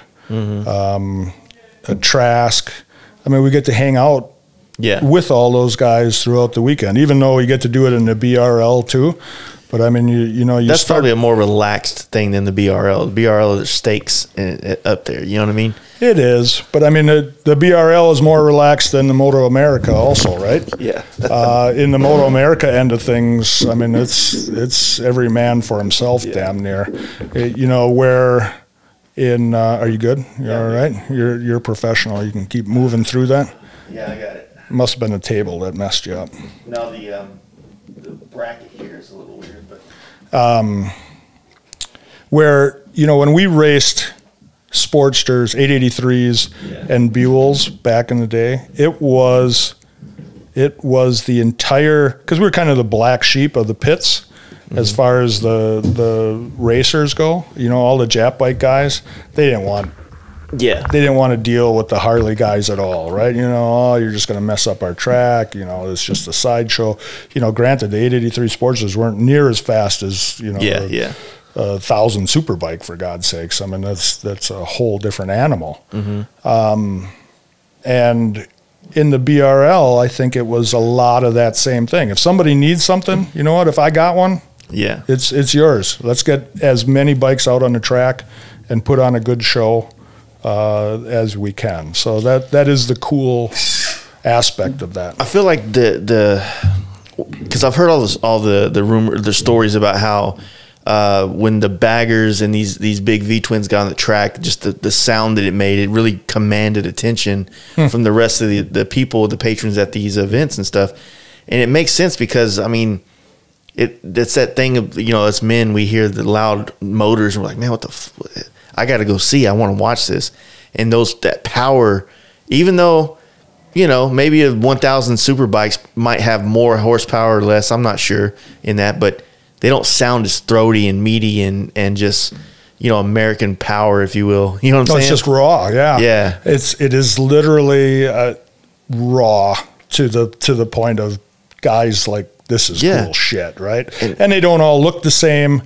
You know, that's always been one of the things as far as, you know, the sport bike ends of things. Well, you can't even tell what the manufacturer is. Yeah. And you know what? You can tell the Indian apart from anything else because it's got that goofy-ass fairing on it, right? Thank you. He said it, folks. Right. But even that, I mean, there's something to it, in my opinion, about taking one of these bikes that's not designed to do this and making it do it, and honestly getting pretty damn close to the other people and doing it fast. Yeah, absolutely. I mean, and so that when people say this is such an oxymoron, the racing Harleys like this, I'm like, that's what's fun about racing, is taking something that's not supposed to be done, it's not designed for that, and making it work and making it happen. That's way more interesting than seeing something that came that way from the factory that all you had to do was just put it on a track. Like, you know what I mean? Like someone building a badass car or someone just buying a Lamborghini. You know what I mean? To some, you know, I love Lamborghinis, but if we're going to put them on the track. Do you have a Lamborghini? No, I can't. I work in the motorcycle industry. So, you know, I haven't figured that one out yet. Yeah, there's a few out there that probably have Lamborghinis, but not us either. No. They usually don't start in the motorcycle industry. Yeah, right? Yeah, they had it, how to make a small fortune in the motorcycle industry. Yes. Start with a large one. Exactly. They always said that about racing, right? That was the analogy to racing, is you're going to end up a poorer man after you're all done. So don't tell my wife that. Yeah, I don't know. She's been around long enough. She probably already knows. Yeah, she does. Yeah. She does. But yeah, I don't know. I love it all coming in full circle with the way it's kind of panning out. And the crazy thing is just how much, or not crazy, it's exciting to see what this industry is going to look like. And you've been around for a while. You've seen a couple different variations of the style of bikes that are popular and how that's influenced the industry. I'm very excited to see how this influences and how this next 5 years is going to look within the V-twin market we have, you know. So. Yeah, I hope it continues on, right? Oh, it for sure will. Have you, what's going to happen with you guys in this new motor with Harley, with this new RevMax motor? Well, that's a good question, I guess. We'll find out, right? I mean, our whole premise in what we do is to find out where the shortcomings are and make them better. Yeah. Right. And we've done that all along. So we'll have our challenges for the next, you know, what I hope to be 50 plus years, right? Yeah. I ain't going to be around that long, but, you know, this is our 42nd year. And to me, we're just picking up steam, right? I mean, it's such a cool thing to be involved with. I mean, as our company has grown, and the you know, I talk to guys, I can't get any employees. You know what? We got some of the greatest employees ever. Yeah. And luckily, we work in a cool industry that guys want to be a part of, right? You know, I got guys that have taken pay cuts to come here and work for us in our facility. And you know, we certainly try to treat them well as we go on. But I mean, the whole key to our success is our employees. So, you know, what's going to happen in 5 years, 10 years, 50 years, I don't know. But if we got good employees, we can make anything happen, right? Yeah, for sure. Well, shit, man, if you ain't got nothing else, man, I think we're good. On my list, I'm only half done with my list. All right, well, I'm kidding. I'll just start name dropping and talking silly. And we get it. You know everything. All your viewers will go away and they'll never come back again. And then where the hell? That's usually what I do to them. You know, I say something stupid and then they go away for a while, and then I bring somebody cool back on. Like, all right. Well, you've had some pretty cool cats on your gig, haven't you? I've been pretty fortunate. Like I said, having some kind of form of purpose in the industry has made it a lot easier once we started this podcast to get us a chance to sit down with certain people. You know what I mean? I'll tell you what, there's been some like big names that I've been nervous to sit down and talk to. Yeah. Just because of, like they're like I said, you make a very vital part of the engine, but it's not visual, right? It's not that. But when you're sitting down with Corey and Zach Ness, you're like, I've been following these dudes since I got in the industry, like, how the hell am I going to do this? You know what I mean? Like it takes a little bit of you get nerves, you know what I mean? Yeah. You do, but I always wanted to do it. We should like team up because like I said, I've always been Switzerland, or I've tried to be Switzerland. Yeah. Where we do work for so many guys throughout the industry, but there's a lot of cool dudes in the industry that I'd like to do the same exact thing, right? Sit down and just shoot the breeze with them for a couple of hours.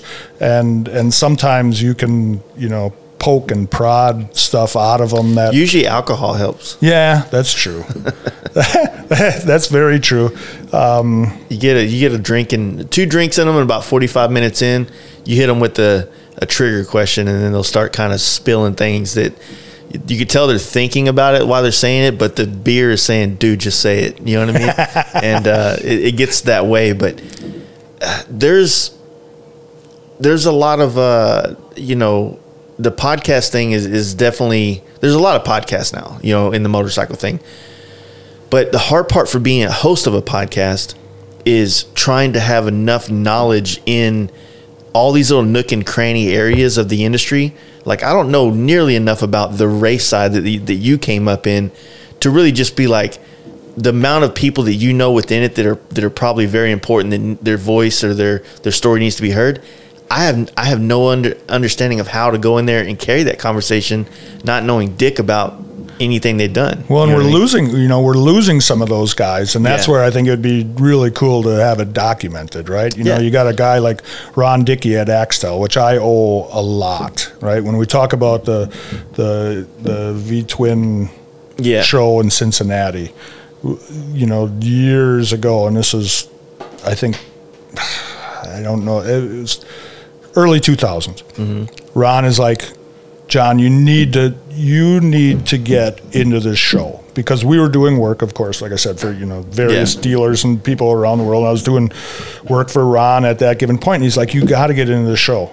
And I'm like, I don't know. And he's like, you come in, you be in my booth 1 year, and then we'll take it from there.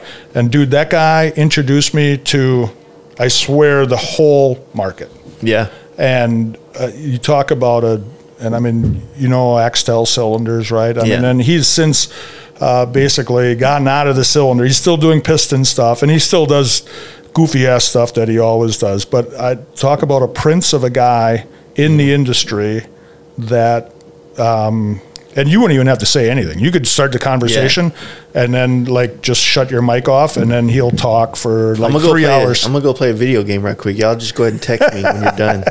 Yeah, and I want to be there for it, right? Because, I mean, the guy is, Dan Baisley, he just another prince of a guy, right? I mean, those guys have been, Danny Fitzmaurice, those guys have been in this industry for way longer than, hell, it seems like I've even been alive. I think. See, that's the other thing. Well, I would say this, like, another great podcast I think does a really good job of filling in the blanks. And I don't mean that in a bad way. I mean, like, they really have a lot more of a connection to the industry than I do, is like S&S with, Dave Zimla and John over there.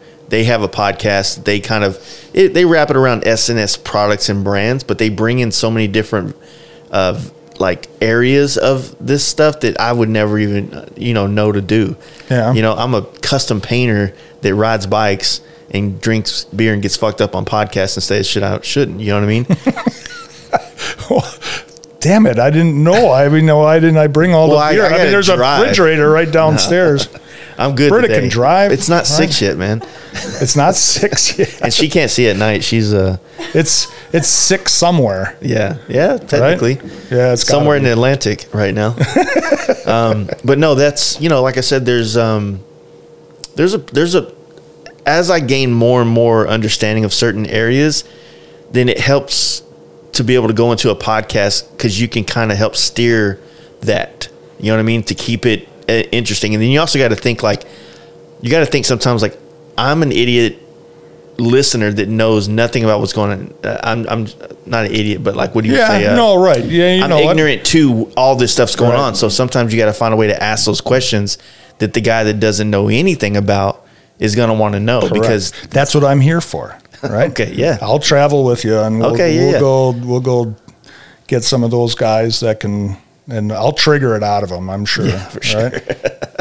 And I'll bring my own beer, and then we'll be good. And we'll do everything after 6 o'clock. Cheese. I want whatever this cheese of these dealers are getting that apparently special as shit. So when I got some downstairs, but when we first went to Cincinnati, first year we went there to the dealer show, I brought peanuts. I thought it'd be really cool to like a peanut bar, right, where they drop all the shells on the floor, and they just don't give a shit how it looks.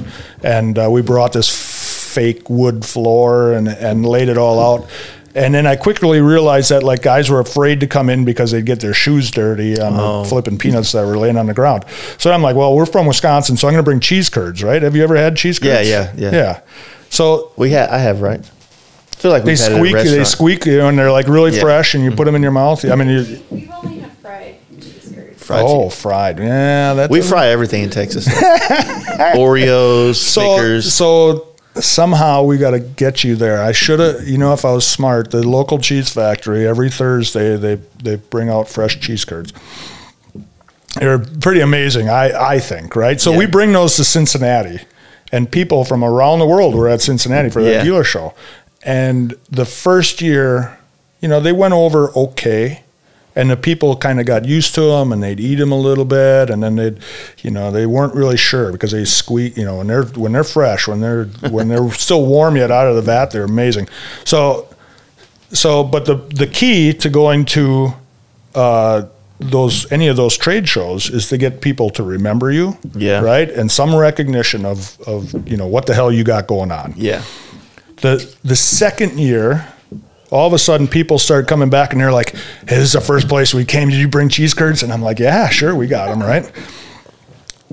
By like the fourth year, we had a whole group of people that would just come back to they recognized us and they knew that we were from Wisconsin. Yeah. And you know what? We're pretty proud of being from Wisconsin, right? It's like being from Texas. Yeah, I think the people in Wisconsin and Texas are very similar, right? They're good, hearty, honest, straightforward people. Honestly, if you guys didn't have such gnarly winters here, I'd love to live up here. It's not that long, man. You go skiing or whatever. I mean, it's the fact that it exists. I mean, like we can ride all year in Dallas. You know what I mean? Yeah. So it gets pretty hot in the summer, though, right? Yeah, but I think we're kind of tuned for that. You know what I mean? Just like you're tuned for the weather up here. You know what I mean? The cool weather. Yeah. We're just used to it, and we kind of compensate for it. And I'm sure you guys do the same up here, but I just don't know if I could commit to that. You know what I mean? It's probably nice because you have an end date to the motorcycle season.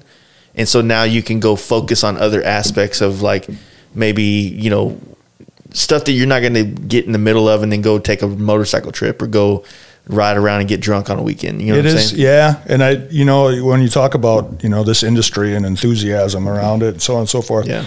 If you look at the average miles of riders, like you'd think Florida would be maybe one of the best ones, or the South.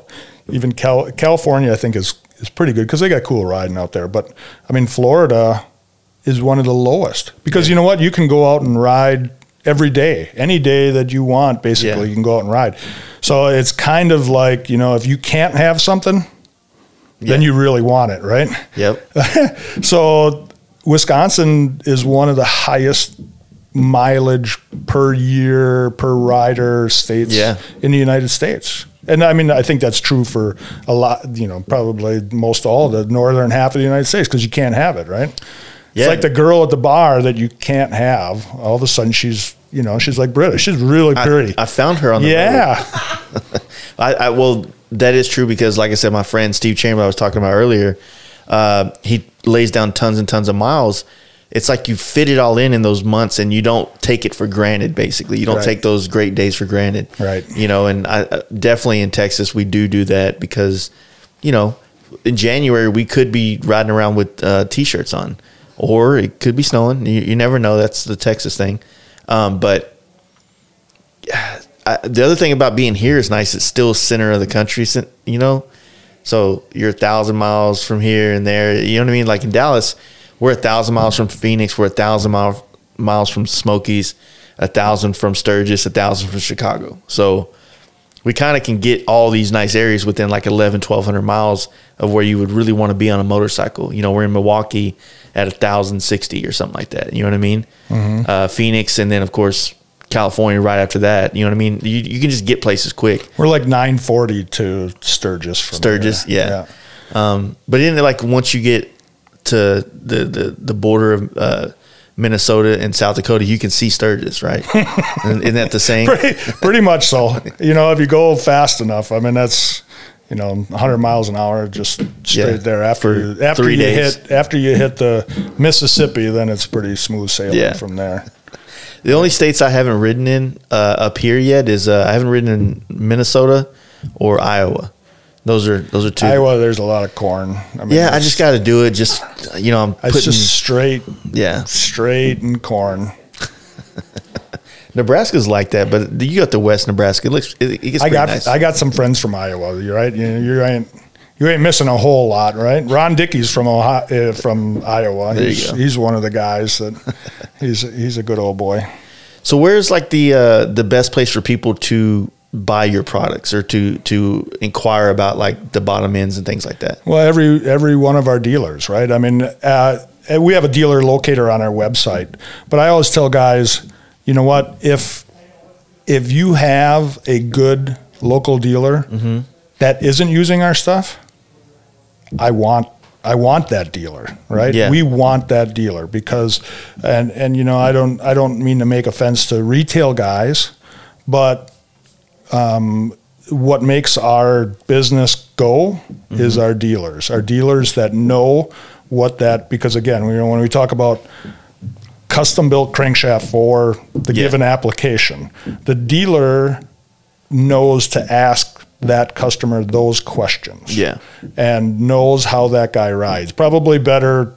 You'd like to think that he knows them better than himself. Exactly. Right? Yeah. Because, you know, some guys are like, I put on, you know, all these miles. And the dealer goes like, he doesn't leave the county ever, right? So, but, you know, whether it's a Harley dealer or an aftermarket shop or a performance-based, you know, engine builder or whatever, I mean, those are the guys that we really work hard at, you know, taken care of, because they can sell 5 of our crankshafts all day long. In retail, we have a lot invested into every single one of the crankshafts because we want to make it right, and we don't want to fail that customer. Yeah. And so regardless, you know, you ask where you can get it.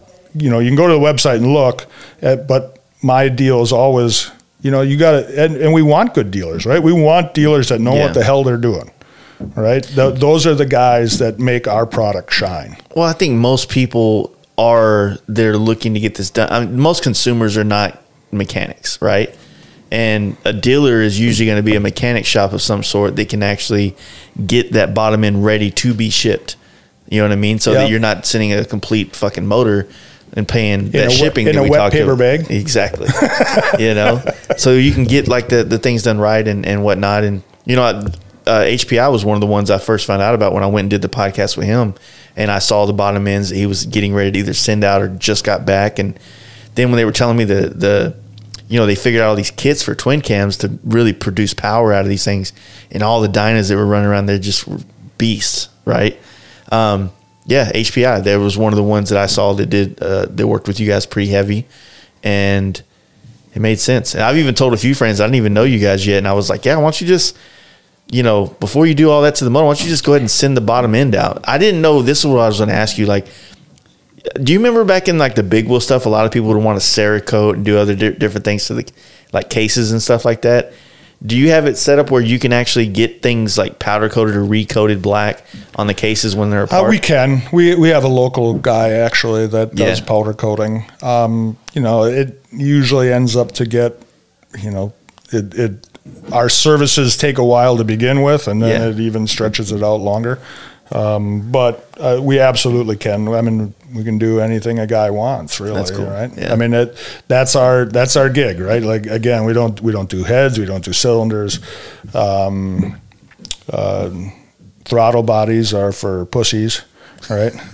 That was for Jimmy right there. He's probably fallen asleep long before he's even gotten here. But yeah, regardless, I mean, cases and cranks, right? That's our gig. Yeah. And so when you were in the machine shop before, we were showing you, you know, we got Aaron, we have a CNC that's dedicated to just basically repairing and doing some of the one-off stuff to the crankcases, and that's all he does. And I mean, he's phenomenal at it, right? I mean, he's a excellent machinist, and we have 4 basic journeyman machinists in our shop. That's what we do. That's nice. The other side of the shop, though, you have the service work, things like that as well. Yeah, through the Hoban Brothers side of it, you know, that's a little bit more performance orientated. I mean, again, we don't do any head work there. We don't do any piston cylinder stuff.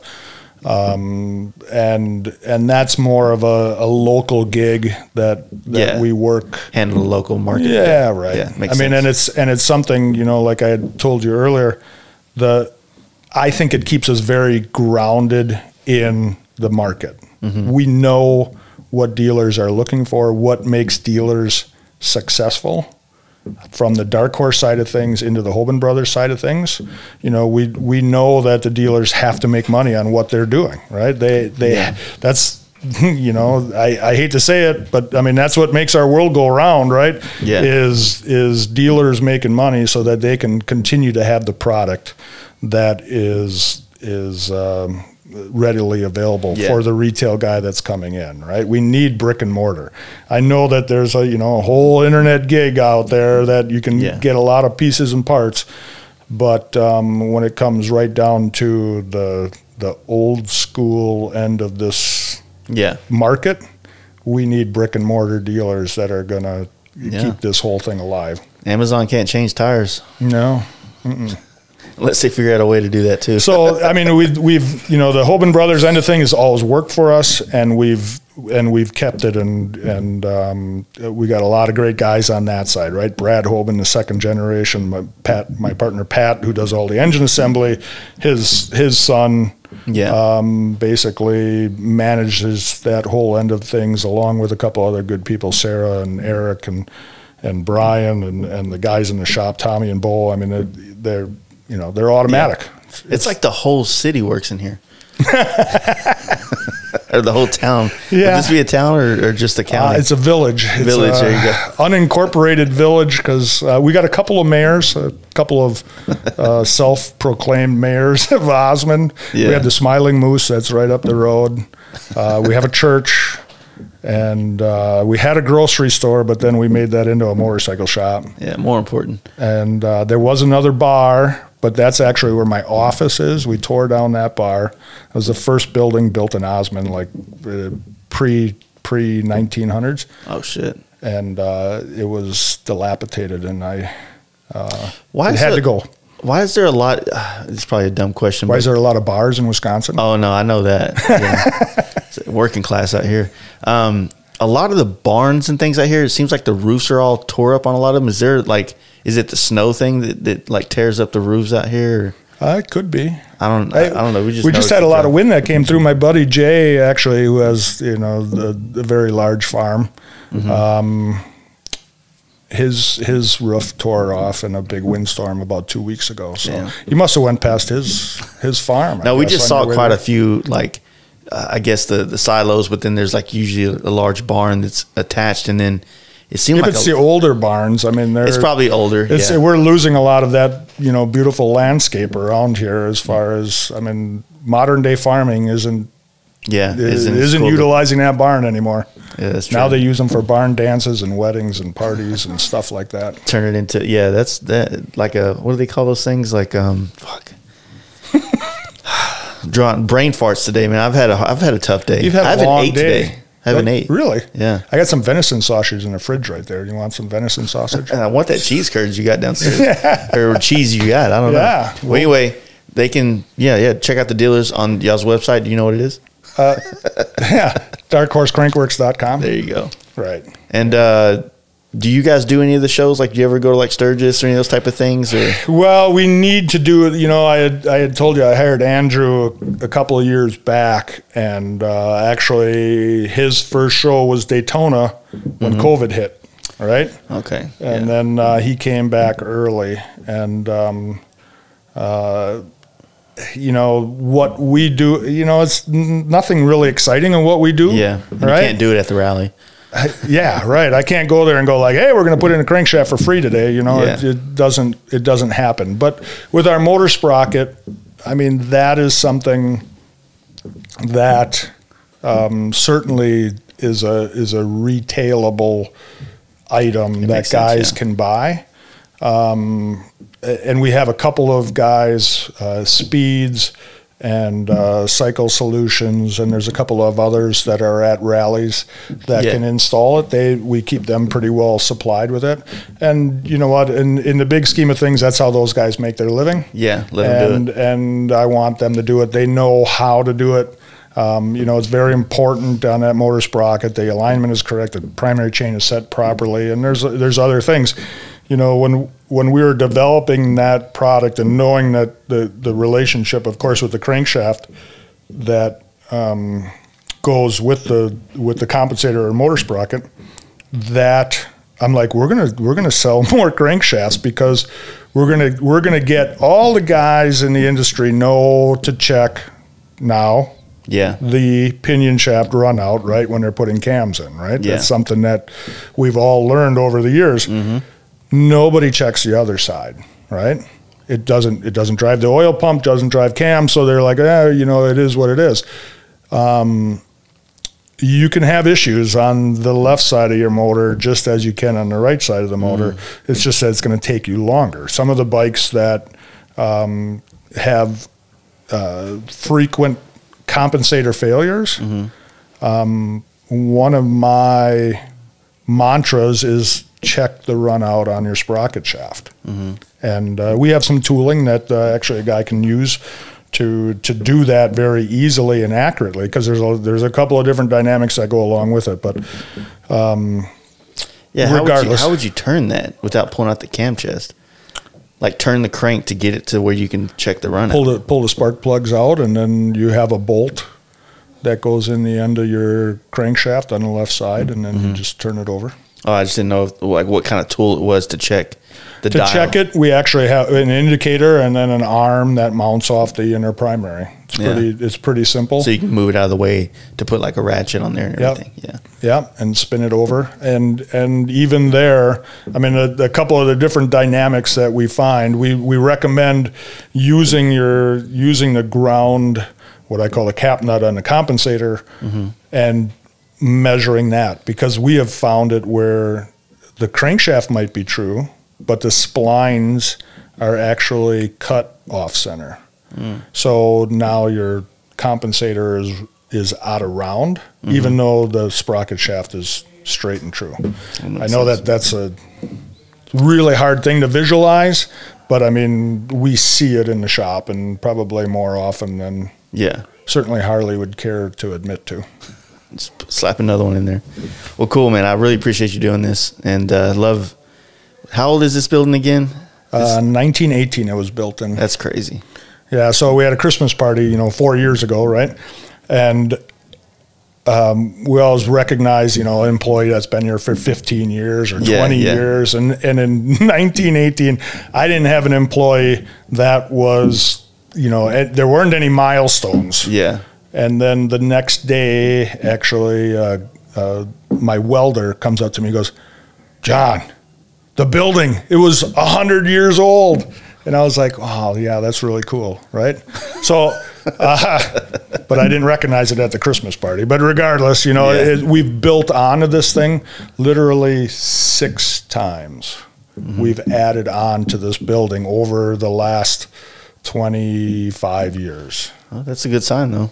Progress. It is. We just added the machine shop on last year, and we're transitioning into some stuff out of the machine shop up in Chilton and bringing it here so that we can improve our lead times, because we were shuttling, my partner Tom would take crankshafts and different pieces and parts and take it up to Chilton to have it machined and then bring it back. And then, it was very time consuming. Now, Aaron, we can hand it off and have it back in an hour or 2 hours or whatever, and we can make things click along, go quicker, much faster and better, and a little bit more control over it. That's good, man. Well, cool. You don't have a listener left anymore, do you? We're done. They left a long time ago. All right, man. I appreciate everything. Yeah, thank you very much. Quite an honor. Thank you, bud.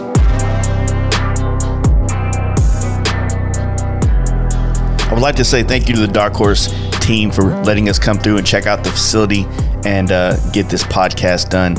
I hope you guys enjoyed it, and if you do so, you can support this podcast by checking out our sponsors, checking out our guests as well. We have a lot of really awesome guests that are brands and people within this industry that also have great products that you can use for your bikes.